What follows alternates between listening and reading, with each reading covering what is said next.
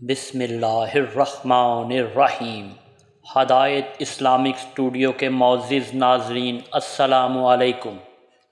آج سے کافی صدیوں پہلے اللہ تعالیٰ نے حضرت آدم علیہ السلام اور اماں حوا سلام اللہ علیہا کو تخلیق فرمایا اور ان سے اس دنیا کے اندر انسانوں کی بنیاد رکھی۔ اس طرح اللہ تعالیٰ نے کئی قوموں کو آباد کیا اور ان قوموں کی طرف انبیاء اور رسولوں کو بھیجا۔ ہر ایک قوم کی طرف انبیاء کرام ان کی رہنمائی کے لیے آئے، یہاں تک کہ کم و بیش 1,24,000 پیغمبر اس دنیا پر تشریف لائے۔ پھر اللہ تعالیٰ نے اپنے پیارے محبوب حضرت محمد صلی اللہ علیہ وآلہ وسلم پر نبوت کا دروازہ بند کر دیا، یعنی کہ آخرت تک ان کے بعد کوئی نبی نہیں آئے گا۔ تو معزز ناظرین، اس طرح تمام انبیاء اپنے اپنے وقت پر اپنی اپنی قوم کی طرف تشریف لاتے رہے اور دعوت حق کا پیغام سناتے رہے اور دنیا سے رخصت فرما گئے۔ لیکن آج بھی 4 انبیاء کرام ایسے ہیں جو کہ ابھی بھی زندہ ہیں۔ اور کیوں اللہ تعالیٰ نے ان 4 انبیاء کرام کو زندہ رکھا ہے، ہم آپ کو آج اس ویڈیو میں بتائیں گے۔ وہ 4 نبی کون سے ہیں؟ پہلے نبی جن کا زندہ ہونے کا ذکر قرآن پاک میں بھی ملتا ہے، حضرت عیسیٰ علیہ السلام، جن کو زندہ زمین سے اٹھا لیا گیا تھا، جن کے زندہ ہونے کا ذکر قرآن پاک میں بھی موجود ہے۔ جب اللہ تعالیٰ نے حضرت عیسیٰ علیہ السلام کو نبی بنا کر بھیجا اور انہوں نے اپنی نبوت کا دعویٰ کیا تو لوگوں نے ان کی نبوت کا انکار کر دیا، کیونکہ جس قوم کی طرف حضرت عیسیٰ علیہ السلام کو اللہ تعالیٰ نے بھیجا وہ قوم یہودی تھی، اور ان کی کتابوں میں واضح لکھا ہوا تھا کہ اللہ تعالیٰ کا ایک نبی آئے گا اور وہ تمہارے دین کو ختم کر دے گا۔ اور اپنا دین ختم ہو جانے کے ڈر کی وجہ سے یہودیوں نے حضرت عیسیٰ علیہ السلام کے قتل کی تیاریاں شروع کر دیں۔ حضرت عیسیٰ علیہ السلام زندہ رہے تو ہمارا دین ختم کر دیں گے۔ چنانچہ حضرت عیسیٰ علیہ السلام دعوت حق کی تبلیغ کرتے رہے اور لوگوں کو اللہ تعالیٰ کے بارے میں بتاتے رہے، لیکن وہ قوم آپ کو جھٹلاتی رہی اور آپ کو طعنہ دیتی رہی، اور اس قوم نے آپ کی بات نہ مانی تو حضرت عیسیٰ علیہ السلام کو یقین ہو گیا کہ یہ لوگ اللہ تعالیٰ کا دین اختیار نہ کریں گے۔ چنانچہ حضرت عیسیٰ علیہ السلام نے تمام یہودیوں کو ایک جگہ اکٹھا کیا اور کہا کہ تم میں سے کتنے لوگ ہیں جو مجھ پر اور میرے اللہ پر ایمان لاتے ہیں؟ تو ان میں سے تقریباً 12 یا 19 ایسے تھے جنہوں نے اس بات کا اقرار کیا۔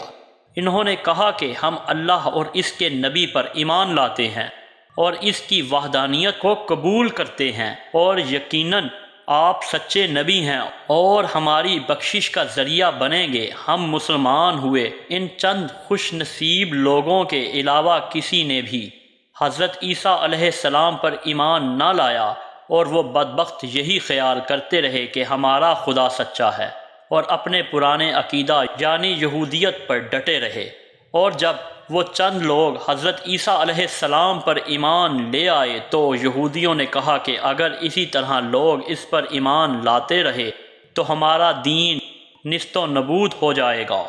تو یہودیوں نے سوچا کہ کیوں نہ حضرت عیسیٰ علیہ السلام کو تبلیغ کرنے سے روکا جائے۔ یہودیوں نے آپس میں مشورہ کرنے کے بعد ایک توتیا نویس نامی شخص کے ذمے یہ کام لگا دیا کہ حضرت عیسیٰ علیہ السلام کو قتل کر دے۔ اور جب توتیا نویس حضرت عیسیٰ علیہ السلام کو قتل کرنے کے ارادے سے جا رہا تھا تو اللہ تعالیٰ نے اپنے فرشتوں کو حکم دیا کہ جاؤ اور حضرت عیسیٰ علیہ السلام کو آسمان پر لے آؤ۔ جب فرشتے حضرت عیسیٰ علیہ السلام کو لے کر آسمان پر گئے تو ان کی ملاقات ان کی والدہ سے ہوئی۔ اس وقت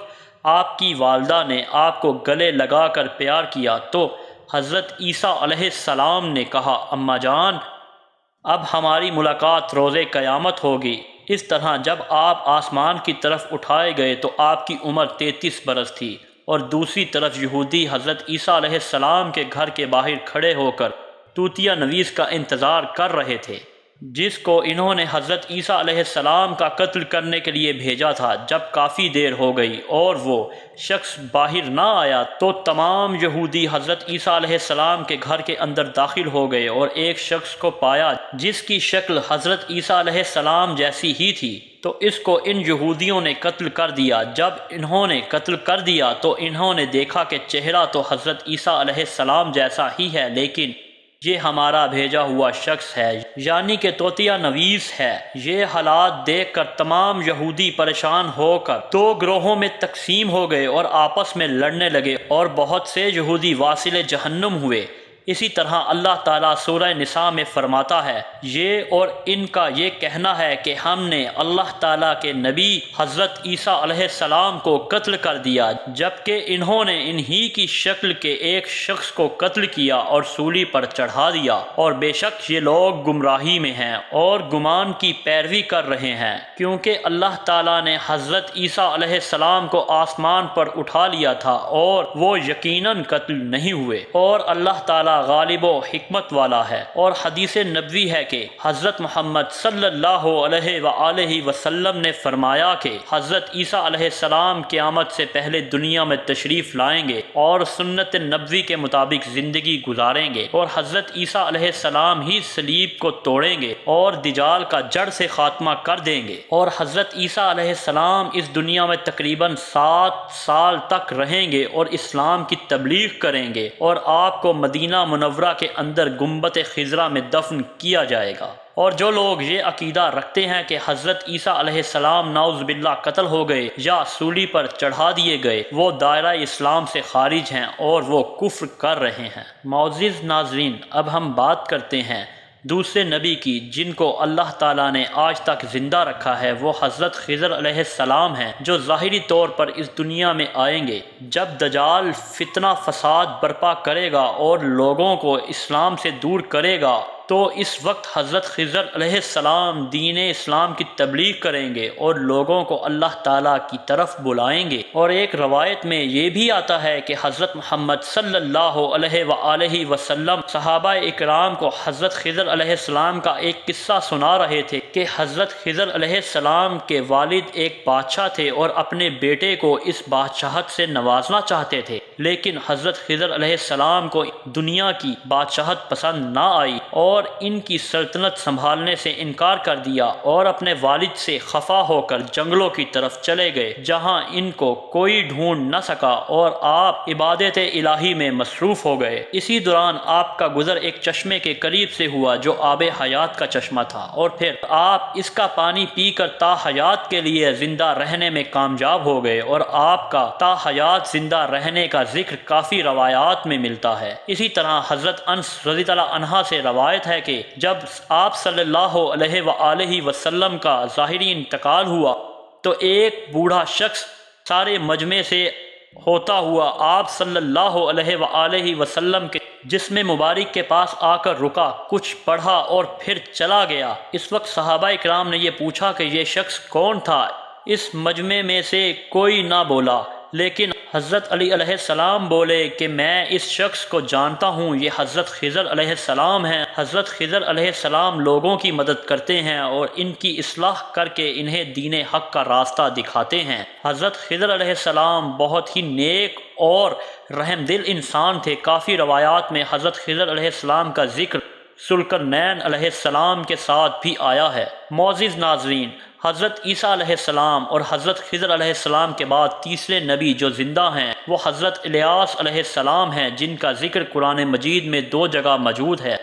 جن کو ایک نورانی گھوڑے پر بٹھا کر آسمان پر لے جایا گیا۔ اسی طرح حضرت انس رضی اللہ عنہ سے روایت کرتے ہیں اور فرماتے ہیں کہ میں اور حضور اکرم صلی اللہ علیہ وآلہ وسلم ایک پہاڑ سے گزر رہے تھے اور ہمیں ایک آواز سنائی دی کہ اللہ مجھے بھی حضرت محمد صلی اللہ علیہ وآلہ وسلم کا امتی بنا دے۔ یہ سنتے ہی اللہ تعالیٰ کے نبی حضور اکرم صلی اللہ علیہ وآلہ وسلم نے مجھے حکم دیا کہ اے انس، اس آواز کا پتہ لگا کہ یہ کون ہے۔ تو حضرت انس رضی اللہ عنہ فرماتے ہیں کہ میں جب پہاڑ کے اندر گیا تو ایک سفید پوش بزرگ اللہ تعالیٰ کی عبادت میں مصروف تھے، اور جب اس نے مجھے دیکھا تو کہا، اے شخص، تو حضرت محمد صلی اللہ علیہ وآلہ وسلم کا صحابی ہے؟ تو اس وقت حضرت انس رضی اللہ عنہ نے جواب دیا، جی ہاں۔ تو اس شخص نے کہا کہ میرا سلام حضرت محمد صلی اللہ علیہ وآلہ وسلم کو پہنچا دو، اور حضرت محمد صلی اللہ علیہ وآلہ وسلم کی بارگاہ میں عرض کرنا کہ حضرت الیاس علیہ السلام آپ سے ملنا چاہتے ہیں۔ اور میں واپس حضور اکرم صلی اللہ علیہ وآلہ وسلم کے پاس آیا اور حضرت الیاس علیہ السلام کا پیغام آپ صلی اللہ علیہ وآلہ وسلم کو دیا۔ اگلے دن آپ صلی اللہ علیہ وآلہ وسلم نے مجھے اپنے ساتھ لیا اور حضرت الیاس علیہ السلام سے ملنے کے لیے روانہ ہو گئے۔ جب ہم حضرت الیاس علیہ السلام کے قریب پہنچے تو میں ان سے کچھ دور کھڑا ہو گیا، اور آپ صلی اللہ علیہ وآلہ وسلم حضرت الیاس علیہ السلام سے کافی دیر تک باتیں کرتے رہے۔ اتنی دیر میں آسمان سے کھانا نازل ہوا تو حضور اکرم صلی اللہ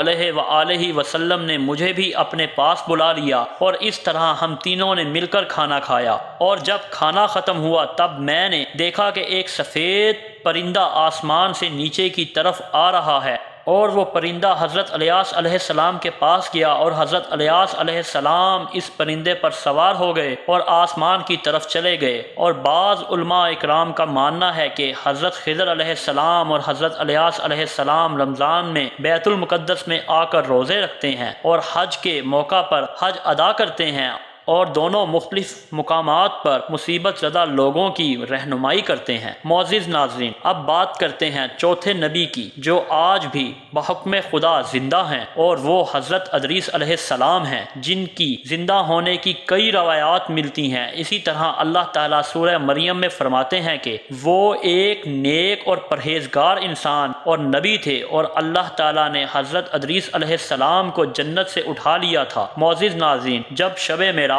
کی رات آئی تو حضور اکرم صلی اللہ علیہ وآلہ وسلم کی ملاقات چوتھے آسمان پر حضرت ادریس علیہ السلام سے ہوئی، اور کئی روایات میں چھٹے آسمان کا ذکر بھی ملتا ہے۔ اور حضرت ادریس علیہ السلام زمین کی سیر کے ساتھ ساتھ اللہ تعالیٰ کا ذکر میں بھی مصروف رہا کرتے تھے۔ حضرت ابن عباس رضی اللہ عنہ سے روایت ہے کہ حضرت ادریس علیہ السلام پیشے کے اعتبار سے ایک درزی تھے، کپڑوں کی سلائی کیا کرتے تھے اور اللہ تعالیٰ کی عبادت کرتے رہتے۔ شام تک آپ کی نیکیاں اتنی زیادہ ہو جاتیں کہ وہ دنیا میں رہنے والے تمام انسانوں کی نیکیوں سے زیادہ ہوتی، اور آپ کی نیکیاں اللہ تعالیٰ کے پاس جمع ہو جاتی۔ حضرت ادریس علیہ السلام کو زندہ آسمان کی طرف بلایا گیا تھا، اور ایک دفعہ ملک الموت حضرت ادریس علیہ السلام کے پاس حاضر ہوئے، اور حضرت ادریس علیہ السلام نے ملک الموت سے کہا کہ مجھے موت کا ذائقہ چکھنا ہے، تو ملک الموت نے ان کی روح قبض کر لی، اور پھر اللہ تعالیٰ کے حکم سے انہیں دوبارہ زندہ کر دیا گیا۔